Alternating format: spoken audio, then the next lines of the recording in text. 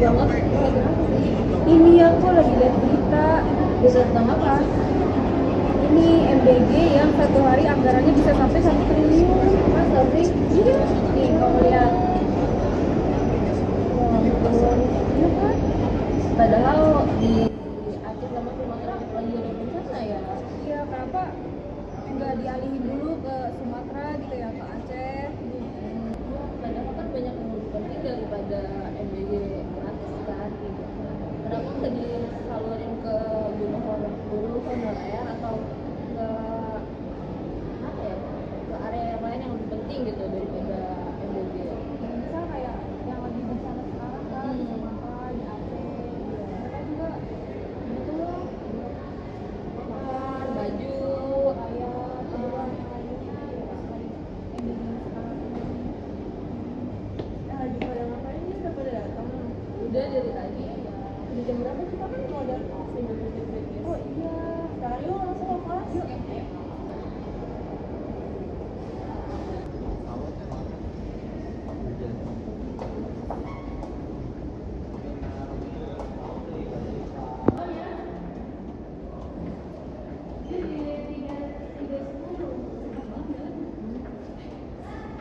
Kelas berapa ya?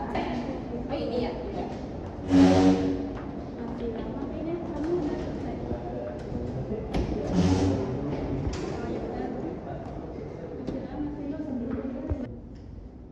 Kita kamu udah datang? Udah dari tadi. Dari tadi?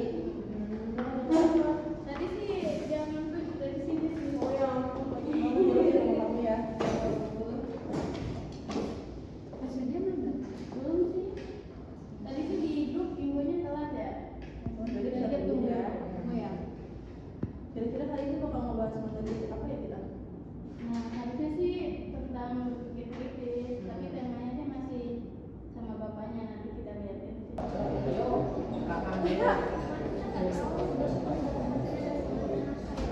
Gitu doang. Kak, belum ada desainnya ya kak? Belum. Udah dikeluar ya.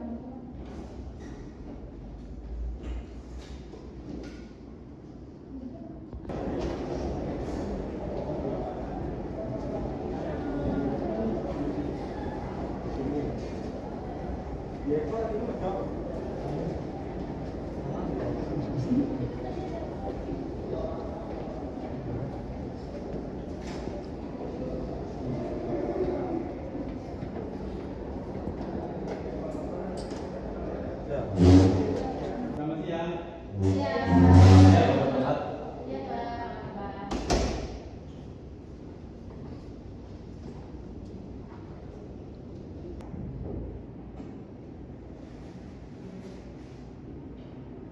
Udah lama ini Bu. Boleh pak. Maaf ya ini Bapak pakai jaket soalnya lagi nggak enak badan. Iya pak. Nah, Bapak saya juga. Ya, coba tunggu ya pak. Ya, terima kasih. Materi terakhir minggu kemarin kita bahas apa ya? Ada yang ingat nggak? Kemarin bahas tentang ini pak, berpikir kritis terhadap media sosial pak. Oh iya benar. Ada yang ingat nggak nih materi kemarin terakhir bahas apa aja? Kemarin ini pak, bahas mengenai berpikir kritis terhadap media sosial pak.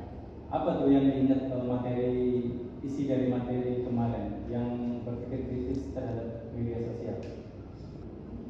Ini pak, kemarin itu kan membahas mengenai berpikir kritis terhadap media sosial ya.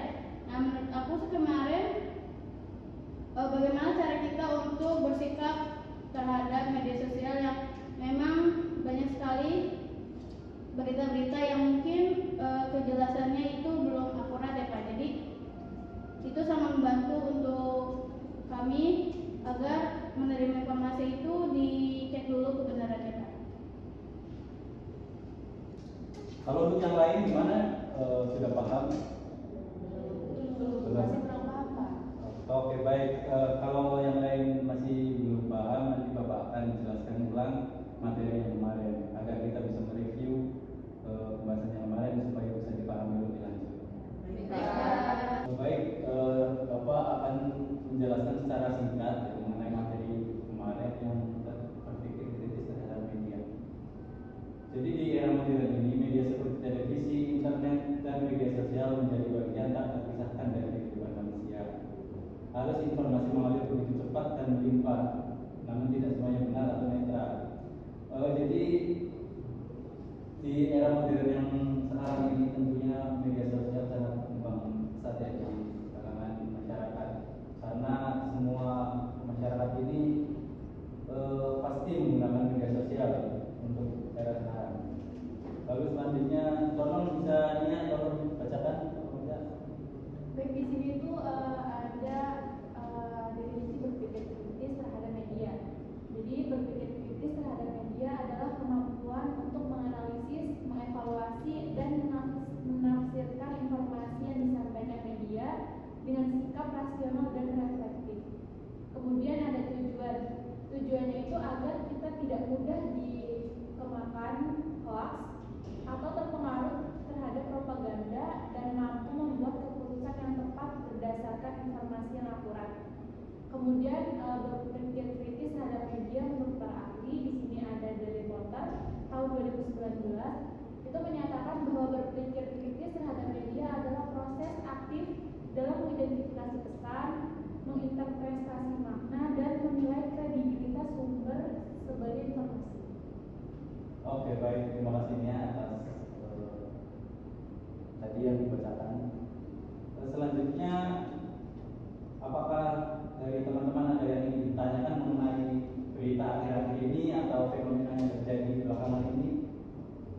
Pak, izin aja dong. Ini kan materi tentang berpikir kritis terhadap media.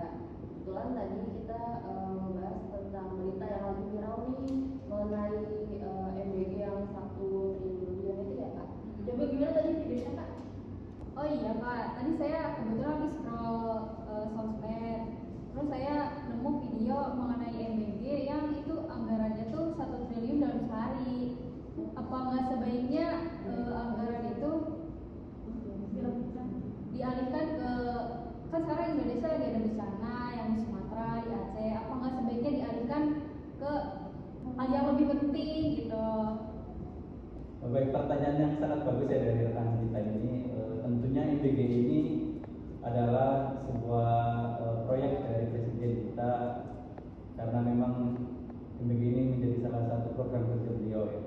Tapi apakah MBG ini masih sangat diperlukan pada saat keadaan seperti ini, yang dimana Indonesia ini sedang mengalami bencana di Sumatera? Terlebih anggaran MBG ini bisa mencapai hampir 1 triliun per harinya. Jadi kan dana yang dikeluarkan untuk MBG ini sangat besar ya. Apakah dana tersebut pas gitu untuk tetap dialokasikan ke MBG tersebut? Apakah tidak dibagi atau dikurangi untuk dialokasikan ke Sumatera yang sedang terdampak bencana? Sebenarnya program MBG ini masih perlu dikaji ulang oleh para pemangku kebijakan di pemerintahannya, karena memang memerlukan anggaran yang sangat besar. Sedangkan Indonesia ini masih perlu hal-hal yang lain anggaran tersebut, seperti sekarang di Sumatera terus gaji honorer yang masih terbilang rendah di negara kita ini, terus tingkat kemiskinan yang semakin besar, terus juga biaya pendidikan yang seharusnya bisa dialokasikan ke situ gitu, sehingga pendidikan gratis, sehingga masyarakat Indonesia ini memiliki pendidikan yang tinggi nantinya kalau memang pendidikannya gratis. Kalau menurut Bapak sih MBG ini tentunya kurang maksimal diterapkannya, karena dengan anggaran yang cukup besar ini tentunya tidak efisien, karena seharusnya begini. Tapi MBG juga sangat diperlukan gitu bagi masyarakat yang memang ekonominya masih di bawah, karena kan banyak keluarga yang tidak bisa memberikan uang saku atau makan terhadap anaknya ketika di sekolah. Jadi memang sangat dinantikan bagi keluarga tersebut. Kalau menurut rekan-rekan sekalian ini gimana tanggapannya? Apakah ada yang pro ataupun yang kontra? Nggak apa-apa, kita diskusikan di sini ya. Saya Pak, kalau menurut saya MBG itu harus terus tetap dilakukan, karena program itu kan udah ada nih datanya dari lama.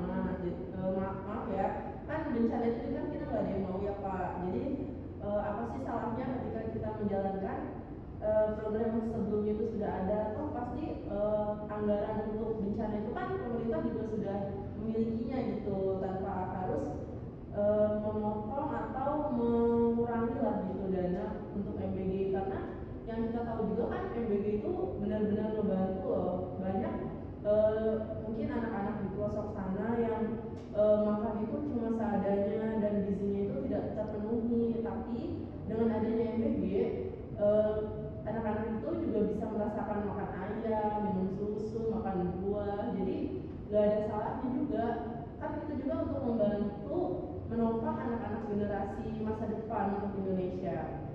Mungkin dari teman-teman ada yang mau nambahin?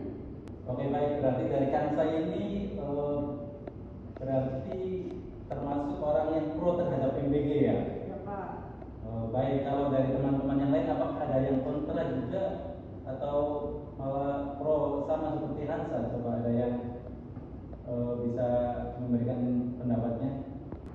Bapak, maaf kalau menurut saya untuk MBG itu saya maksudnya ke kontra ya Pak. Soalnya kan tadi dikatakan sama Kak Kansa itu MBG itu positif untuk memberikan makanan kepada masyarakat. Nah, kan apalagi di sini Kak Kansa juga bilang kalau misalnya MBG pengaruh positif juga untuk keluarga-keluarga yang kurang berkecukupan untuk memenuhi kebutuhan keluarganya.